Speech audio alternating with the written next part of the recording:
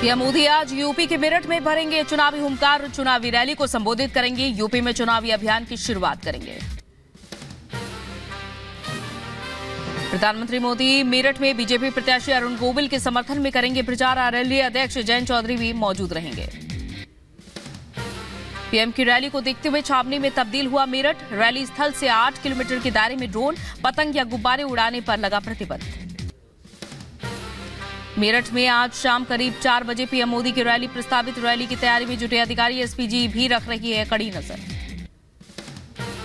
प्रधानमंत्री मोदी का राजस्थान का दौरा प्रस्तावित। 2 अप्रैल को जयपुर ग्रामीण लोकसभा क्षेत्र में चुनावी सभा को संबोधित करेंगे। 2 अप्रैल को उत्तराखंड के रुद्रपुर में पीएम मोदी की रैली। उत्तराखंड में चुनाव प्रचार की करेंगे शुरुआत। विपक्षी दलों ने की शक्ति प्रदर्शन की तैयारी। आज दिल्ली के रामलीला मैदान में इंडी गठबंधन की मेगा रैली। कई बड़े नेता भरेंगे हुंकार। आम आदमी पार्टी को रामलीला मैदान में महारैली करने की अनुमति मिली। केजरीवाल की गिरफ्तारी के विरोध में पार्टी ने रैली को लेकर की थी घोषणा। इंडी गठबंधन के महाजुटान में कांग्रेस अध्यक्ष मल्लिकार्जुन खड़गे, शरद पवार, अखिलेश यादव समेत कई बड़े नेता शामिल होंगे। पुलिस ने सिर्फ 20,000 लोगों की जुटने की अनुमति दी है। इंडी गठबंधन की रैली पर बीजेपी का तंज। केंद्रीय मंत्री हरदीप सिंह पुरी बोले, जहां से अन्ना हजारे के साथ केजरीवाल ने भ्रष्टाचार के खिलाफ लड़ाई लड़ी थी, अब उन्हीं भ्रष्टाचारियों के साथ उसी मैदान में सभी भ्रष्टाचारी और घोटालेबाज मिलेंगे। ये लोग कौन हैं? ये वही लोग हैं जो केजरीवाल जी जिनके खिलाफ लड़ रहे थे, जिनके खिलाफ उन्होंने आरोप लगाए थे, उनसे हाथ नहीं मिलाया, गले मिल गए। इंडी गठबंधन पर बीजेपी प्रवक्ता सैयद जफर इस्लाम का हमला। कहा, मोदी काल में कानून के हाथ लंबे। राहुल गांधी और कांग्रेस के नेता संस्थाओं को धमकी दे रहे हैं और खुद को कानून से ऊपर समझती है कांग्रेस। गृहमंत्री अमित शाह का आज राजस्थान का दौरा। लोकसभा चुनाव से पहले 2 दिवसीय कार्यक्रम में जयपुर, धौलपुर समेत 7 लोकसभा क्षेत्रों की कोर कमेटी के साथ करेंगे बैठक। राजस्थान दौरे के दौरान गृहमंत्री अमित शाह सीकर में रोड शो करेंगे और एक सार्वजनिक बैठक में भी हिस्सा लेंगे। बीजेपी नेता बैजयंत पांडा का इंडी गठबंधन पर तंज। कहा, इंडी गठबंधन में दूल्हा कौन बनेगा अभी तक तय नहीं है और उनकी आपस में न विचारधारा और न ही रुचि मिलती है। इंडी अलायंस के बारे में दूल्हा कौन बनेगा अभी तक तय नहीं हुआ है, उनको वो पहले तय कर ले दीजिए। उनकी कोई आपस में मिलता नहीं, ना आइडियोलॉजी ना कोई उनका इंटरेस्ट, उनका कोई सीरियसली नहीं लेना चाहिए। महिलाओं का अपमान करने वाले कांग्रेस विधायक को लेकर बीजेपी नेता शाजिया आलमी का तंज। कहा, कांग्रेस को अपना स्लोगन रखना चाहिए, लड़की हूं, सिर्फ खाना बना सकती हूं, कुछ नहीं कर सकती। यूपी के बदायूं में इंडी गठबंधन के प्रत्याशी शिवपाल सिंह यादव अपने भतीजे के साथ सम्मेलन में शामिल हुए। जनसभा को संबोधित कर बीजेपी पर बोला हमला।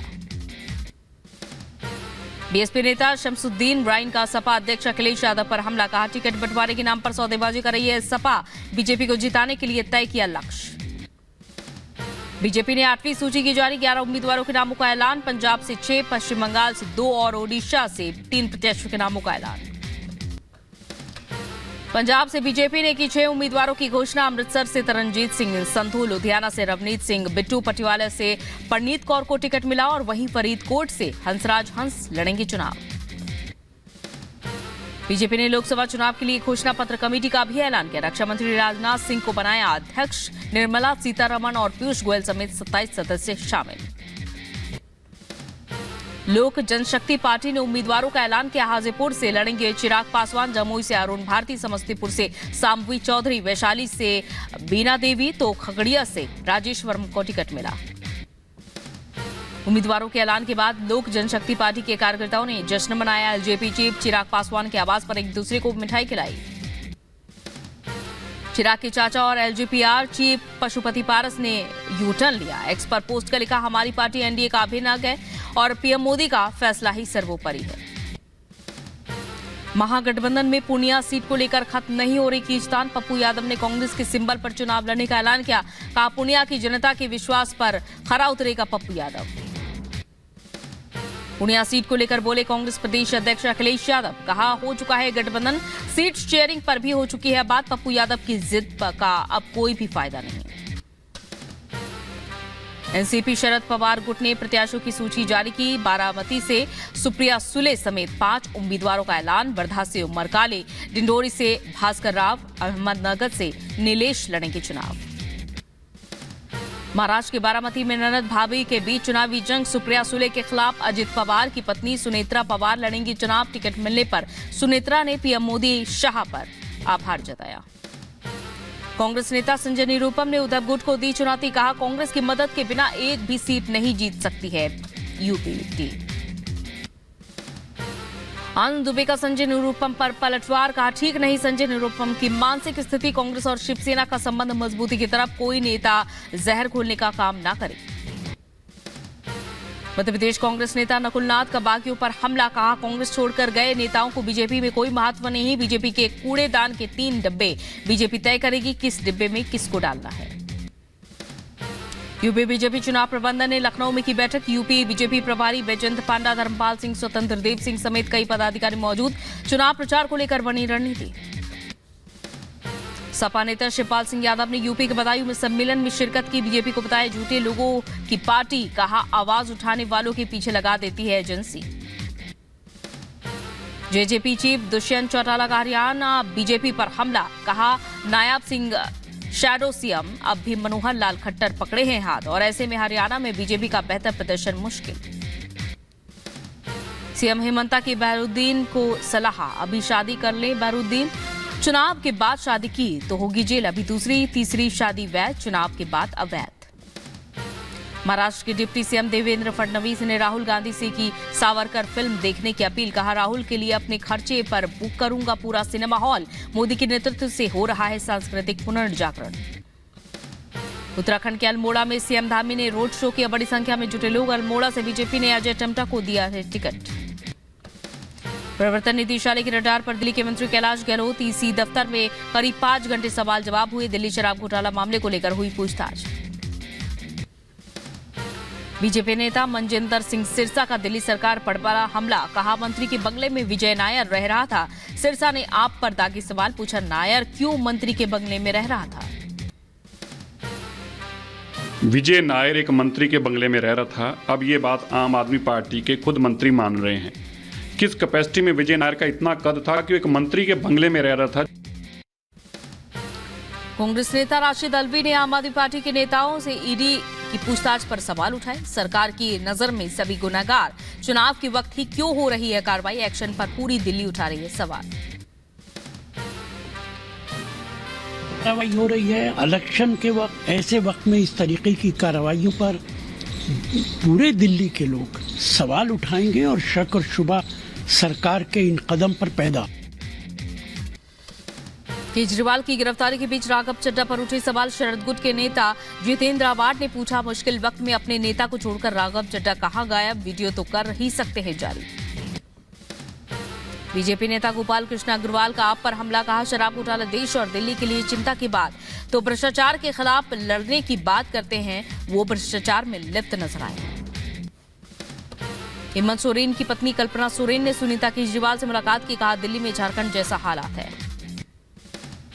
कल्पना और सुनीता की मुलाकात को लेकर बोले दिल्ली के मंत्री सौरभ भारद्वाज। कहा, दोनों की परिस्थिति लगभग एक जैसी। केंद्र ने दोनों के पतियों के साथ गलत किया। कांग्रेस संसदीय दल की अध्यक्ष सोनिया गांधी से भी मिली कल्पना सोरेन। सोनिया गांधी के आवास पर हुई दोनों की मुलाकात। आरजेडी नेता मृत्युंजय तिवारी का एनडीए पर हमला। कहा, एनडीए का मतलब है नाक में दम कर दिया। आरजेडी नेता तेजस्वी यादव का केंद्रीय एजेंसियों की कार्रवाई को लेकर बीजेपी पर आरोप। कहा, देश में अघोषित इमरजेंसी लागू। विपक्ष के नेताओं को किया जा रहा है टारगेट। बीजेपी प्रत्याशी संजीव बालियान के काफिले पर हमला। यूपी के मुजफ्फरनगर में खतौली गांव में पथराव। हमलावरों ने वाहनों में तोड़फोड़ की। कार्रवाई में जुटी पुलिस। खत्म नहीं हो रही है यूट्यूबर एल्विश यादव की मुश्किल। एक और एफआईआर दर्ज। हरियाणवी सिंगर फाजिल पुरिया पर भी गुरुग्राम पुलिस ने केस दर्ज कर लिया। एल्विश और फाजिल पुरिया के खिलाफ पीएफए संस्था के सदस्य ने दर्ज की शिकायत। 32 बोल गाने में अवैध रूप से सांप के इस्तेमाल का आरोप। सांपों के प्रति क्रूरता करने के मामले में गुरुग्राम कोर्ट ने कार्रवाई के आदेश दिए। माफिया मुख्तार अंसारी की परिवार से मुलाकात करेंगे स्वामी प्रसाद मौर्य। मौत पर व्यक्त करेंगे शोक। यूपी के जौनपुर में आचार संहिता उल्लंघन करने को लेकर पुलिस की सख्ती। समाज विकास क्रांति पार्टी के अध्यक्ष राष्ट्रीय अध्यक्ष अशोक सिंह समेत कई कार्यकर्ताओं को पुलिस ने हिरासत में लिया, गाड़ियों को भी जब्त किया। हरियाणा के पलवल में नवनियुक्त खेल मंत्री ठाकुर संजय सिंह के पहुंचने पर किया गया भव्य स्वागत। महाराणा प्रताप भवन में राजपूताना संगठन द्वारा आयोजित कार्यक्रम में पहुंचे थे संजय सिंह।